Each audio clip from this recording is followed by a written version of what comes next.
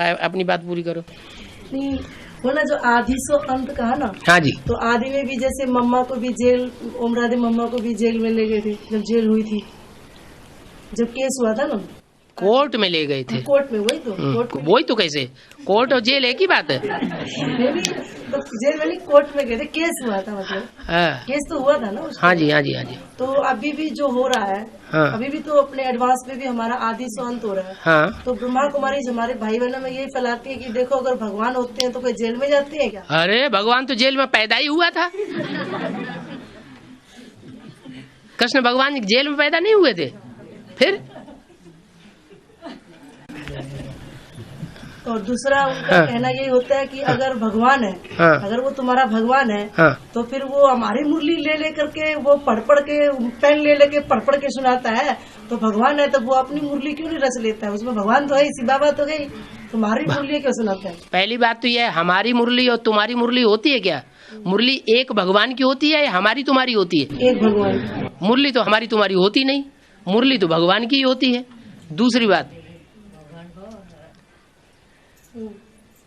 दूसरी बात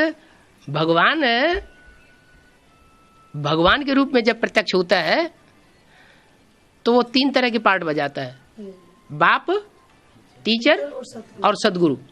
तो टीचर के रूप में जब पार्ट बजाता है तो टीचर टेक्स्ट बुक लेकर के पढ़ता है या स्टूडेंट पढ़ता है? स्टूडेंट टेक्स्ट बुक पढ़ता है और टीचर उसका अर्थ समझाता है। अब एक ही शरीर में टीचर भी बैठा हुआ है सुप्रीम सोल तीसरे नेत्र के रूप में, और स्टूडेंट भी बैठा हुआ है अधूरे चंद्रमा के रूप में। तो कौन पढ़ता है और कौन समझाता है?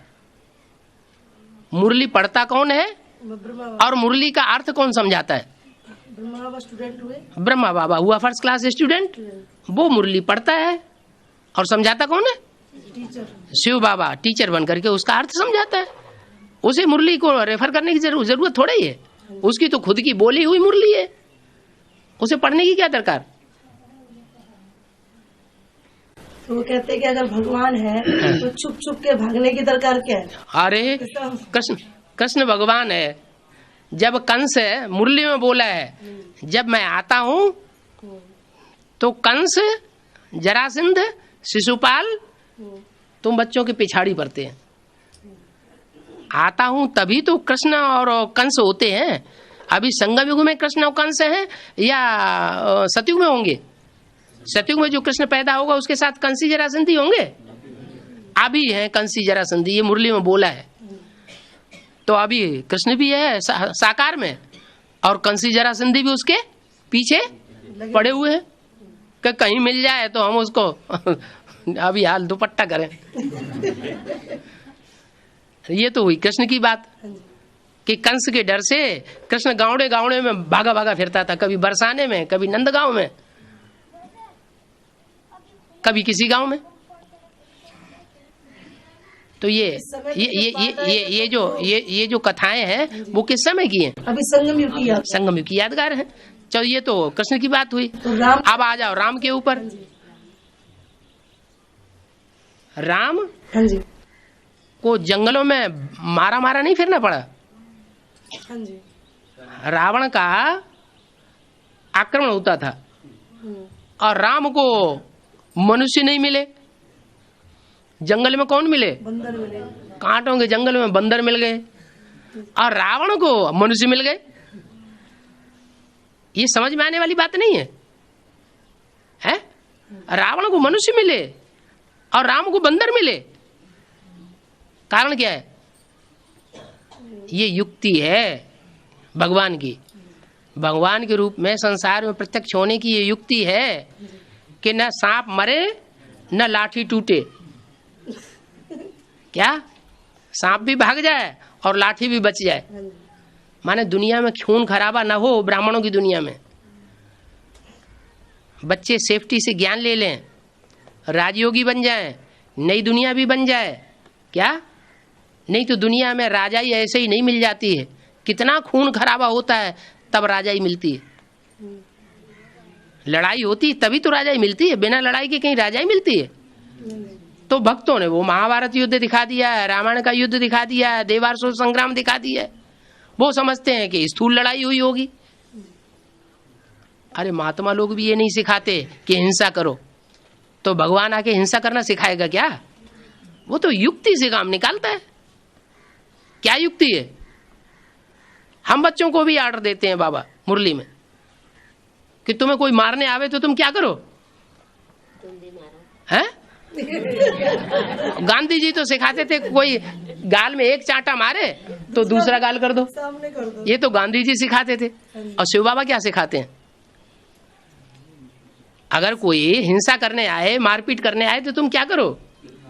भाग जाओ। तो हम बच्चों को ये बात सिखाते हैं तो वो बात अपने ऊपर लागू नहीं करेंगे। लेकिन बाबा जैसे कि रामायण में अच्छा, अब ये राम की बात हो गई, कृष्ण की बात हो गई, हाँ जी, अभी रही शंकर भगवान की बात, हाँ जी, जो असली भगवान है। हाँ जी, उनके लिए क्या दिखाते हैं?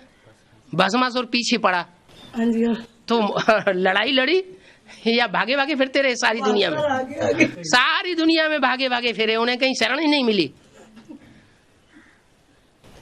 खुद ही तो वरदान दिया और खुद ही भागा भागा पीछे पीछे। तो भगवान भागा भागा नहीं फिरता है क्या? है? लेकिन बाबा जहाँ भी भगवान जाते हैं वहाँ कुछ कल्याण तो होगा। जैसे भी नेपाल में अपने यही भगवान नाम ही तब पड़ता है जब भागा भागा फिरता है। वो भगवा, हाँ भगवा, हाँ, भगवा, वो भगवान भगवा है। हाँ। क्यों? रणछोड़। कृष्ण का नाम रणछोड़ नहीं है? छोड़ है, हाँ रणछोड़। रण माना युद्ध हाँ जी, और छोड़ माना छोड़ के भाग जाए। जो युद्ध छोड़ के भाग गया उसका नाम रणछोड़। तो उन्हें शास्त्रों का इतना ज्ञान तो है नहीं। हाँ जी, क्या? वो भी तो विदेशी आत्माएं हैं, हाँ जी, हाँ जी। विदेशों में जन्म लेती रही, अभी संगम युग में आकर के ब्राह्मण बन गई। ब्राह्मण बनने के बाद उन्हें शास्त्रों का उतना गहरा ज्ञान है नहीं, तो वो कैसे समझेंगे? इसलिए वो उल्टे पलटे प्रश्न कर रहे हैं। लेकिन जहाँ भी भगवान गए तो वहाँ कुछ कल्याण तो जरूर होगा ना। हाँ, तो हो रहा है ना। देखो नेपाल में कल्याण हुआ कि नहीं? वही वर्तमान देख रहे हैं कि नेपाल में अभी तक वो तो बंधन था। जैनियों में हाँ जी, ये मान्यता है हाँ जी, कि तीर्थंकर भगवान जहाँ जहाँ कहीं जाते रहे, वहाँ कुछ वहाँ जो परेशानी थी वो परेशानी दूर हो जाती अपने थी आप ही दूर हो। अपने आप। जहाँ से कहीं अकाल पड़ रहा है, हाँ जी, हाँ जी, और जहाँ अकाल पड़ रहा है और वहाँ भगवान के चरण पड़ गए, भगवान पहुँच गए, हरा हो गया तो वहाँ हरा भरा होने लगता था। बाबा ये अनुभव कहीं बाढ़ आ गई और भगवान वहाँ पहुँच गए अपने आप तो बाढ़ धीरे धीरे बंद हो गई। खलास हो गई। हाँ जी, तो भगवान के जाने से कल्याण होगा या कल्याण होगा? कल्याण ही कल्याण है। जहाँ अकल्याण दिखाई भी पड़ता हो तो वहां भी समझना चाहिए कि अभी हमें समझ में नहीं आ रही ये बात, लेकिन आगे चल के इसका फल अच्छा होने वाला है। उसका तो नाम ही शिव है। भगवान का नाम क्यों पड़ा? कोई काम किया होगा तभी तो शिव नाम पड़ा है। शिव माना क्या होता है? कल्याणकारी। वो जो भी काम करेगा, जो भी बोलेगा, जो भी सोचेगा, उसमें कल्याण ही कल्याण है। कोई भी कर्मेंद्रिय से काम करेगा, उस कर्मेंद्रिय के कर्म में कल्याण ही कल्याण है, अकल्याण हो नहीं सकता। है? भगवान भी ऐसा काम करता है क्या? मुसलमान लोग ऐसे समझते हैं क्या? नेपाल में पशुपतिनाथ है, इसीलिए उसकी यादगार होगी। हाँ जी, अभी जो पाठ आया है या चल रहा है, हाँ जी, हाँ जी। तो पशुवृत्ति का ही पाठ चल रहा था, जो आते ही ये कल्याणकारी सीन हुआ अभी। पशु माने जानवर, जानवर बुद्धि। जानवर में मनुष्य में क्या अंतर होता है? जानवर जो है, कोई भी आवेग आता है, कोई भी एक्साइटमेंट आता है तो सोचता नहीं है, वो जो कुछ करना है सो कर बैठता है। और मनुष्य, असली अर्थ में जो मनुष्य है, जानवर बुद्धि मनुष्य नहीं है, तो कोई भी काम करने से पहले सोचेगा कि इसका अंजाम क्या होगा, तब करेगा। तो नेपाल में यादगार बनी हुई है क्या? पशुपति नाथ। जो पशु जैसी आत्माएं हैं, जानवर बुद्धि आत्माएं हैं, जानवरों की तरह कर्म कर बैठती हैं, ऐसे जानवरों का जो पति है, क्या, जानवरों की जो रक्षा करने वाले हैं, पशु पति, और फिर उनका भी नाथ। जानवर जैसी आत्माओं के जो पति हैं, रक्षक हैं, उनके भी नाथ, स्वामी।